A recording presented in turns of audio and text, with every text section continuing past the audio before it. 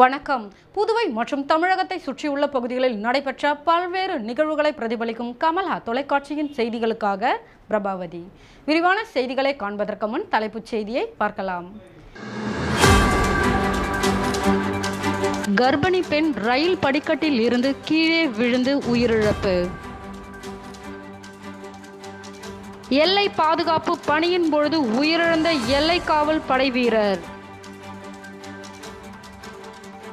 ஆண்டிப்பட்டியில் விளக்குமாறு அடி திருவிழா வினோத நிகழ்வு. இனி விரிவான செய்திகள்.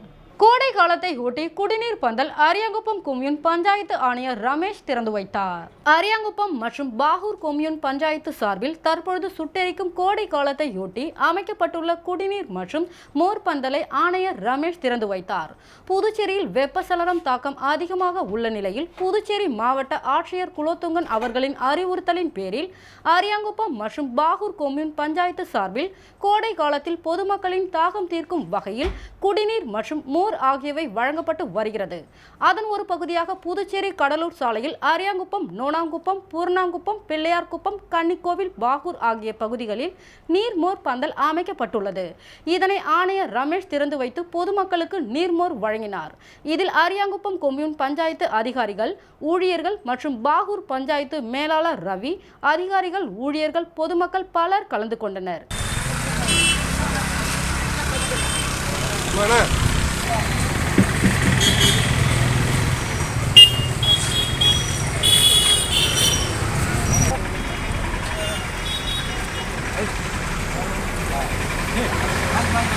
எல்லை பாதுகாப்பு பணியின் பொழுது உயிரிழந்த இந்திய திபெத் எல்லை காவல் படை வீரர் உடல் சொந்த ஊரான காரைக்காலுக்கு கொண்டு வரப்பட்டது. அரியாங்குப்பம் மற்றும் பாகூர் கொம்யூன் பஞ்சாயத்து சார்பில் தற்பொழுது சுட்டெரிக்கும் கோடை காலத்தை ஒட்டி அமைக்கப்பட்டுள்ள குடிநீர் மற்றும் மோர் பந்தலை ஆணையர் ரமேஷ் திறந்து வைத்தார். புதுச்சேரியில் வெப்பசலனம் தாக்கம் அதிகமாக உள்ள நிலையில் புதுச்சேரி மாவட்ட ஆட்சியர் குலோத்துங்கன் அவர்களின் அறிவுறுத்தலின் பேரில் அரியாங்குப்பம் மற்றும் பாகூர் கொம்யூன் பஞ்சாயத்து சார்பில் கோடை காலத்தில் பொதுமக்களின் தாகம் தீர்க்கும் வகையில் குடிநீர் மற்றும் மோர் ஆகியவை வழங்கப்பட்டு வருகிறது. அதன் ஒரு பகுதியாக புதுச்சேரி கடலூர் சாலையில் அரியாங்குப்பம், நோனாங்குப்பம், பூர்ணாங்குப்பம், பிள்ளையார்குப்பம், கன்னிக்கோவில், பாகூர் ஆகிய பகுதிகளில் நீர்மோர் பந்தல் அமைக்கப்பட்டுள்ளது. இதனை ஆணையர் ரமேஷ் திறந்து வைத்து பொதுமக்களுக்கு நீர்மோர் வழங்கினார். இதில் அரியாங்குப்பம் கொம்யூன் பஞ்சாயத்து அதிகாரிகள், ஊழியர்கள் மற்றும் பாகூர் பஞ்சாயத்து மேலாளர் ரவி, அதிகாரிகள், ஊழியர்கள், பொதுமக்கள் பலர் கலந்து கொண்டனர். வெயிலின் தாக்கத்தை குறைப்பதற்கு மோர் மற்றும் குடிநீர் அறிந்து சென்றனர்.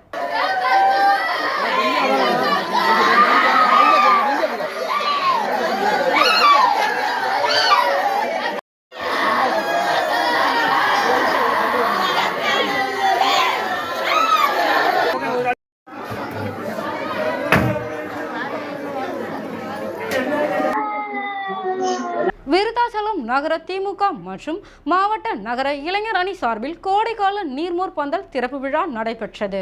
கடலூர் மாவட்டம் விருத்தாச்சலத்தில் கோடை வெயில் கொளுத்தி வரும் நிலையில் பொதுமக்களுக்கு நீர்மோர் பந்தல்களை திறந்து வைத்து பழங்கள், இளநீர் ஆகியவற்றை கொடுக்க தமிழக முதல்வர் உத்தரவின் பேரில் கடலூர் மாவட்ட திமுக செயலாளர், தமிழ்நாடு தொழிலாளர் நலன் மற்றும் திறன் மேம்பாட்டுத்துறை அமைச்சர் சி.வே. கணேசன் வழிகாட்டுதலின்படி விருத்தாச்சலத்தில் பொதுமக்கள் அதிக அளவில் கூடுகின்ற கடலூர் சாலை மற்றும் கடை வீதியில் நீர்மோர் பந்தல் திறக்கப்பட்டு பொதுமக்களுக்கு நீர்மோர், தர்பூசணி, பழம், இளநீர் ஆகியவை வழங்கப்படுகிறது.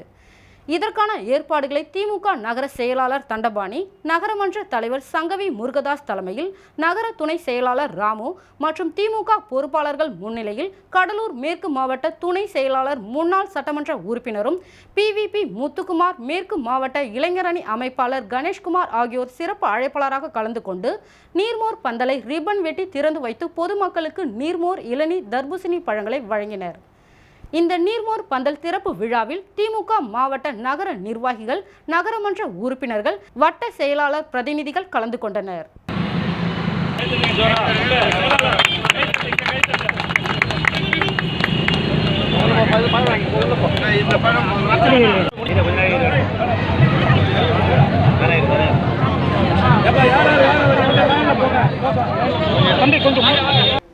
கோவில்பட்டி பாரதி நகர் பகுதியில் அமைந்துள்ள வாரியர் வாலிபால் கிளப்பில் கோடைக்கால வாலிபால் பயிற்சி முகாம் துவங்கி 30க்கும் மேற்பட்ட மாணவ மாணவிகள் ஆர்வமுடன் பங்கேற்றனர். தூத்துக்குடி மாவட்டம் கோவில்பட்டி பாரதியார் நகர் பகுதியில் அமைந்துள்ள வாரியர் வாலிபால் கிளப்பில் மாணவ மாணவிகளுக்கான கோடைக்கால வாலிபால் பயிற்சி முகாம் துவங்கியது.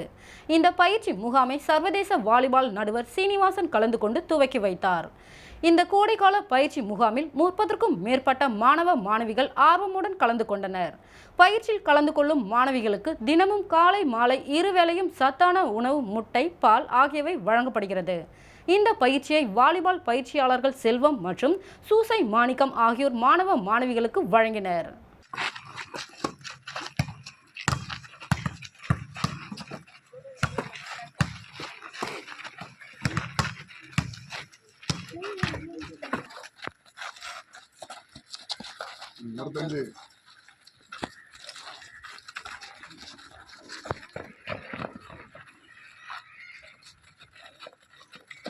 ஸ்பைக்கிங்கிறது 3 பேசிக் கேரக்டர். அந்த 3 பேசிக் கேரக்டரையும் நீங்கள் ஒன்றுபடுத்தணும்னா முதல்ல நீங்கள் பண்ண வேண்டியது ஜட்ஜ்மெண்ட். பந்தோட டிராவலிங் ஸ்பீடு, பந்து எங்கே லேண்ட் ஆக போகுதுங்கிறது. அடுத்து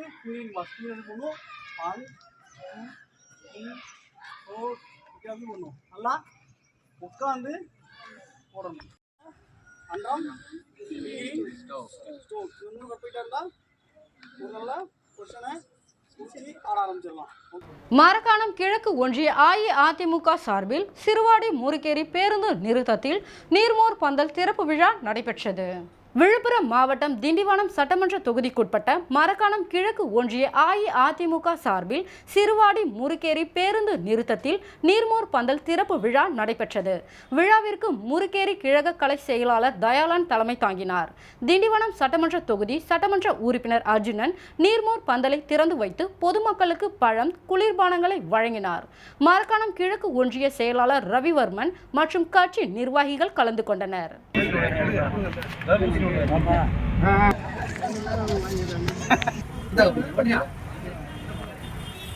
வளையலணி விழாவிற்காக குடும்பத்துடன் ரயிலில் சென்ற கர்ப்பிணி பெண் ரயில் படிக்கட்டில் அமர்ந்திருந்த பொழுது தவறி கீழே விழுந்து உயிரிழந்த சம்பவம் பெரும் சோகத்தை ஏற்படுத்தியுள்ளது. சென்னை திருசூலம் பகுதியை சேர்ந்தவர் சுரேஷ்குமார். இவரது மனைவி கஸ்தூரி. இவர் 7 மாத கர்ப்பிணியாக உள்ளார்.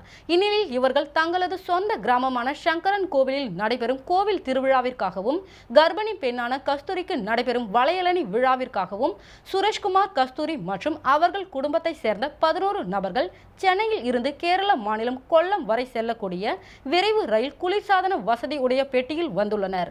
அவ்வாறு வந்து கொண்டிருக்கும் பொழுது கஸ்தூரி தனக்கு வாந்தி வருவதாக தனது தாயாரிடம் கூறியுள்ளதாக கூறப்படுகிறது.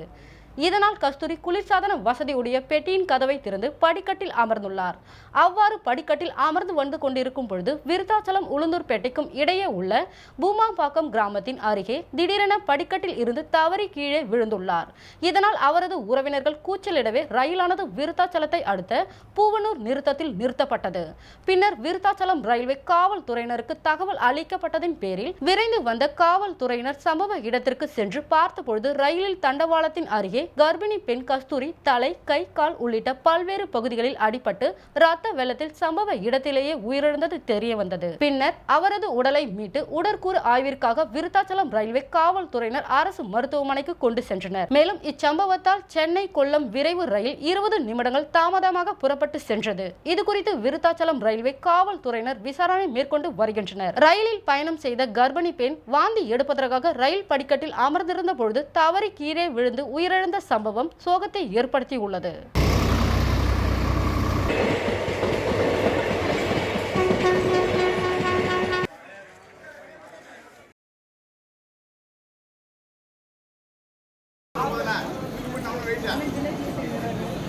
தேனி மாவட்டம் ஆண்டிப்பட்டி அருகே உள்ள வடக்குப்பட்டி கிராமத்தில் முத்தாலம்மன் கோவில் சித்திரை திருவிழா வினோதமான முறையில் நடைபெற்றது. தேனி மாவட்டம் ஆண்டிப்பட்டி அருகே உள்ள மரவப்பட்டி கிராமத்தில் முத்தாலம்மன் கோவிலின் சித்திரை திருவிழா ஒவ்வொரு ஆண்டும் கொண்டாடப்பட்டு வருகிறது. இந்த ஆண்டிற்கான திருவிழா 3 நாட்களுக்கு முன்பு கொடியேற்றத்துடன் தொடங்கியது. மொத்தம் 3 நாட்கள் கொண்டாடப்படும் இந்த திருவிழாவில் முதல் 2 நாட்களில் வழக்கமான வழிபாட்டு நிகழ்ச்சிகள் நடத்தப்பட்டன. பொங்கல் வழிபாடு, முளைப்பாரி, தீச்சட்டி ஊர்வலம் உள்ளிட்ட நிகழ்ச்சிகள் நடைபெற்றன. விழாவின் கடைசி நாளன்று வழக்கமாக கோவில் திருவிழாக்களில் கிராமத்தில் உள்ள மக்கள் தங்களின் மாமன் மைத்துனர்கள் மீது மஞ்சள் தண்ணீரை ஊற்றி கொண்டாடுவார்கள். ஆனால் மரவப்பட்டி கிராமத்தில் விழாவின் கடைசி நாளில் அந்த கிராமத்தை சேர்ந்தவர்கள் ஒருவருக்கொருவர் துடைப்பத்தால் அடித்துக் கொள்ளும் வினோதமான நிகழ்ச்சி பாரம்பரியமாக நடத்தப்பட்டு வருகிறது.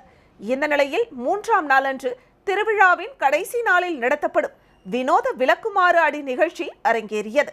அந்த கிராமத்தில் உள்ள மக்கள் தங்களின் மாமன் மைத்துனர்களை துடைப்பத்தால் அடித்துக் கொள்ளும் வினோத நிகழ்ச்சி நடைபெற்றது.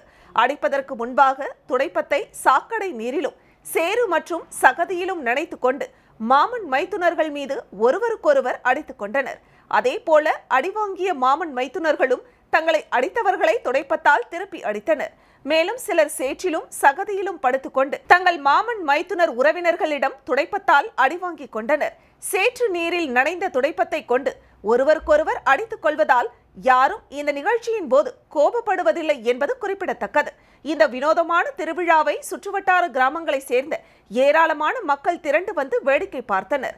துடைப்பத்தை சாக்கடையில் நனைத்து அடித்துக் கொள்வதால் குடும்பத்தில் சந்தோஷம் நிலவும் என்றும் குடும்பத்தில் முன்பகை உள்ள மாமன் மைத்துனர்கள் ஒருவருக்கொருவர் துடைப்பத்தால் அடித்துக் கொள்வதால் இந்த நிகழ்ச்சியின் போது தங்களது பழைய விரோதத்தை கைவிட்டு மீண்டும் ஒற்றுமை ஆவார்கள் என்பது ஐதீகமாக உள்ளது. இதை மரவப்பட்டி கிராம மக்கள் நம்பி 100 ஆண்டுகளுக்கும் மேலாக பாரம்பரியமாக கடைபிடித்து வருகின்றனர். மேலும் நீண்ட நாள் பிரிந்து வாழும் உறவுகள் திருவிழாவின் போது துடைப்பத்தால் அடித்துக் கொள்வதால் அவர்களிடையே மீண்டும் உறவு வளரும் என்று கூறுகின்றனர்.